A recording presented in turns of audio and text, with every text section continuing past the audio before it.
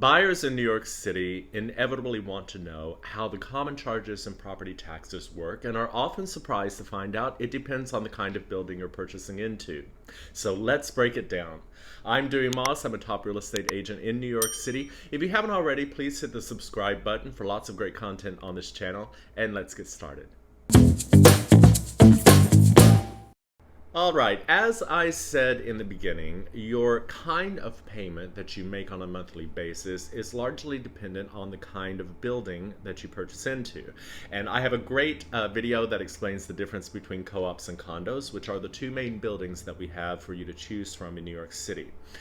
With a co-op, you must remember that you're buying shares into the company that owns the building, right? You are not buying real property. You don't own the unit, you own shares.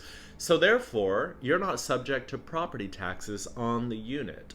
What you are subject to is what we call a monthly maintenance payment. And as that name implies, it is to cover anything that it takes to maintain the building.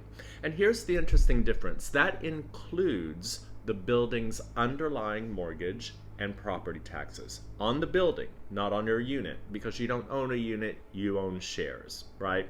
So the underlying mortgage, the property taxes, and every other cost it takes to run the building. If you have a large staff, the electricity for the common areas, all of those costs are boiled down to a per share cost. So if it's $1 per share and you own 100 shares, that's going to be your cost. A portion of that maintenance payment is going to be tax deductible because you are contributing to the underlying mortgage and the property taxes. So that's an interesting thing to consider.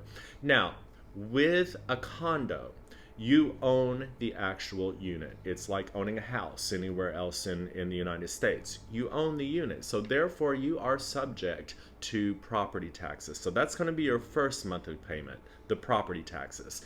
Your second monthly payment in a condo is going to be the common charges. And as that name implies, that takes care of anything that is charged to help run the building. So your staff, your electricity, anything that it takes to run the building. Now here's the big difference. Those common charges are based largely on the size of your unit and in some cases the location of your unit. If you're in the penthouse, you may very well have higher common charges than say when you're on the third floor, right? But it is determined by the size of your unit, as opposed to a co-op that's determined by the number of shares that you own. All right, I hope that this is helpful. Again, if you haven't already, please hit the subscribe button for lots of great content. Also, check out the description box for ways to get in touch with me personally, and I'll see you next time.